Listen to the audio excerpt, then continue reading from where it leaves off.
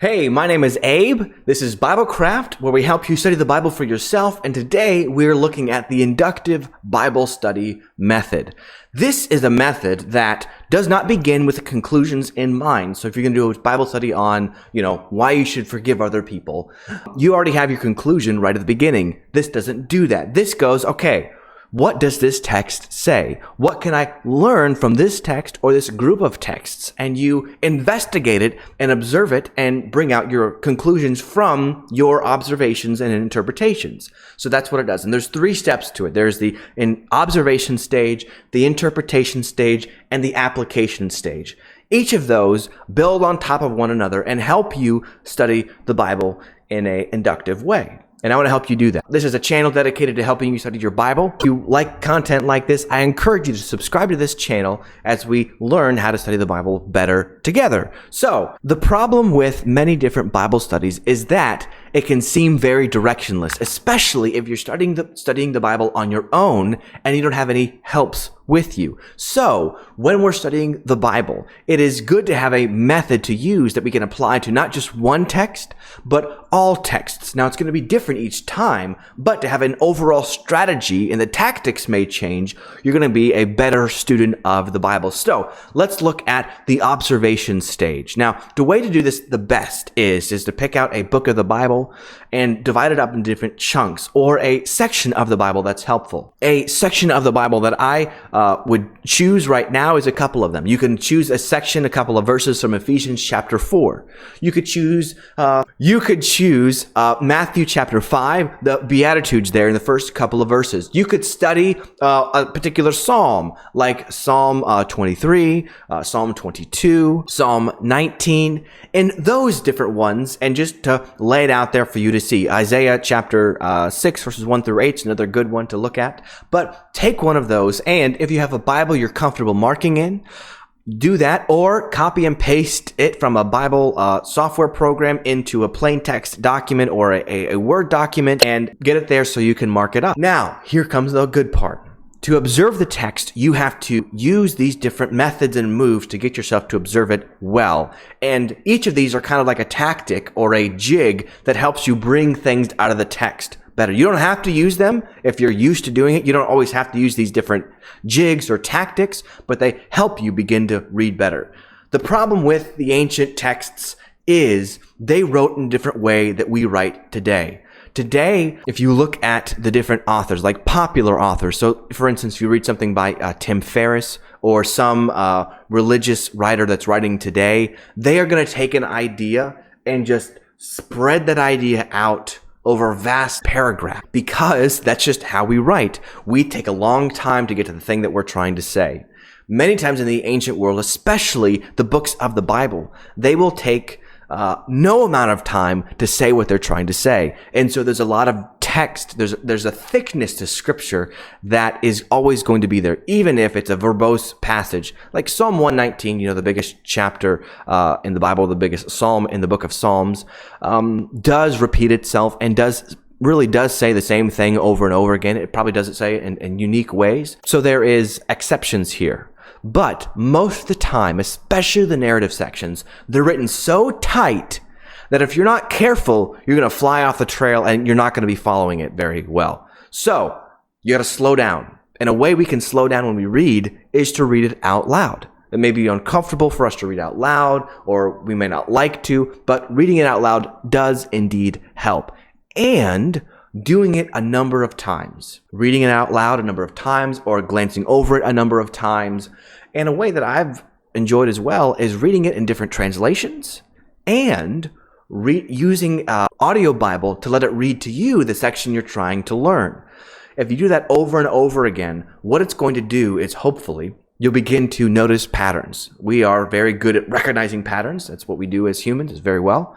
And so you're going to begin to realize that there are certain patterns in the text. When you do that, you're going to have your Word document, or you're going to have your piece of paper or your Bible. You can mark up in your Bible. I'm 100% behind that. And as you're doing that, you're going to notice ideas. If you're curious, have a posture of curiosity. When you do that, some ideas are going to come out there. You're going to notice that Abraham is mentioned a certain way, or something. what you're going to find is you're going to find different keywords being mentioned over and over again. And you're going to see that, man, this text is being very redundant here. So like an example of this is if you look at the book of Genesis after the flood, God over and over again is saying, I'm establishing my covenant. And the word covenant is used many times in that section. You're going to go, that's funny. That's a word that's being used a lot here. Notice that. Write that down. Circle those sections where it says covenant over and over again. Or you'll notice if you're looking at the Beatitudes, this word blessed or blessed, depending on how you read that, is mentioned over and over again at the beginning of each of these Beatitudes. Observe that. Note that. It may not be something, but at least you can note it down. And that's where you also have to adapt this posture of just write all your crazy ideas down. Write all the things that you observe. You may find that under this particular rock, there's some nice gold there, but under this particular rock, there's nothing there. But be open to observing whatever you can find. You're going to get better at this the more you do it, but, work on that. Another helpful thing to do is to look at the different poetics of the scripture. Now, poetics is like linguistics is to language, is literature is to poetics, or poetics is to literature. And these are, how a sentence has verbs and nouns and clauses and grammar and all of that. Well, stories do the same thing. They have their own syntax of language, and we could call those poetics. So they are like, characters and themes and ideas and motifs and foreshadowing. All of those things help us understand a story. And if you can get those out, then you can better understand the story, which is helpful. Now we move on to the interpretation section. This is where you're going to ask yourself some questions about the text, again, as jigs to pull out those big ideas of the text. So a question to ask is, what is this text doing here in this section? Another question you want to ask is, what is this text showing or teaching its immediate audience? When it comes to what this text is doing in this section, sometimes it seems like the Bible is like throwing different chapters that don't really mean anything together. But we have to assume that in the Bible, these are master storytellers who are crafting their texts in exquisite ways that we have to follow them and believe that it's not them who don't know what they're doing, it's us who don't understand what they're trying to tell us. So something like in the book of Genesis, right in the middle of the Joseph story, we have this odd story about Judah and Tamar. That's like, what is this doing here? Well, it's there for something, and reading it with reading the chapters before and after helps us understand what's happening with that particular story. So asking those questions helps us interpret the text. Part of the Bible is written primarily to an audience. That could be a person or could be a group of people, that sort of thing. So, Matthew, Mark, and Luke, and John, they're all telling the story of Jesus and his life and his death and his resurrection. And they themselves have their own unique way of telling a story. We get different things out of each of them, and noticing that helps us understand why things are the way they are. So, for instance, the Gospel of Mark will transliterate many passages in the Aramaic. So, like in Mark's Gospel, we get Eloi, Eloi, lama sabachthani, when he's on the cross, or Talitha kumi, to the little girl. We get those in Mark's Gospel, but the other Gospels simply just say, and he said, arise and come. Because Mark's got a different audience, and Mark's a different person writing himself. So that's going to help us interpret what's being said here. Another question we want to ask, and there's a lot of different questions, I'm not going to list them all here, but another question you want to ask to help with your interpretation is, how does this text relate to the big themes of the Bible? Themes like God's faithfulness, the story of creation or recreation, or salvation, or the coming Messiah. The Bible is about this one giant big story. In each of its sub-stories, or its plots or episodes, relate to that big idea. And those big ideas have to do with God's faithfulness, the coming Messiah, salvation, creation, recreation. All of those things are wrapped up, really, in the Messiah, which is like the big story behind it all.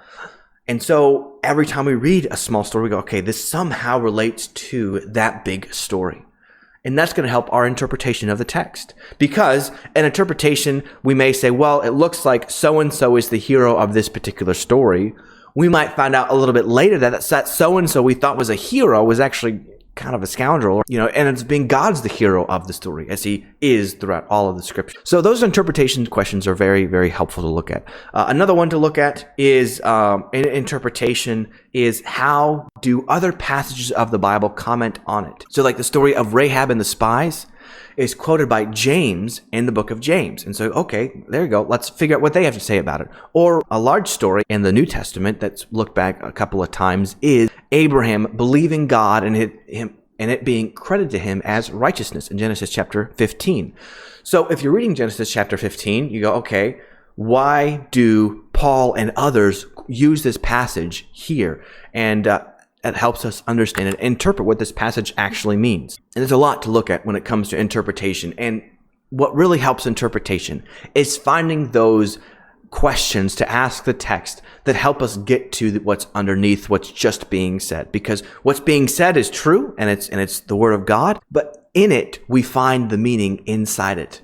And that's how we do it. We do it a lot of times through questions or realizing those connections. And a lot of times we're doing this without even thinking about it or knowing that we're doing that in our mind. And so writing it down helps us slow it down and work our work out here. So writing those questions down and even answering them helps it. The last section we look at is the section of application. Application is what everybody likes. People love to know, okay, what is it that I have to do? And what is it that I have to believe? And those are good. Those are good things it's good to know and believe. To make good application, though, we can't just jump and say, well, here's what this text means I should do. What we have to do is build up a solid observation base. Move from the observation to the interpretation, and then finally, from those interpretations, we can make those specific applications. Because if you read and listen to authors and preachers and such, they will sometimes make a really good point, but that's not what the text says. There's got to be some name for that, where somebody makes a good biblical point, but that is not what the text says. And I have probably done that in my own sermons or my own Bible classes, but it just happens. And we can't do that because that's not what the text says. It may be a true idea, but that's not what it means. So we have to respect the word of God in that way, that we are making those proper interpretations. Now, finally, in the application point, there are just 3 general ways to make this application. 1, we change the way that we think about something. So we learn more about God's faithfulness and we can understand more of that, or we learn about something else and we understand more of that. That is application. Don't slight that, because those thoughts we have, those beliefs that we have, do affect the way that we do things. So that's helpful in and of itself, is learning more. That's a valid application.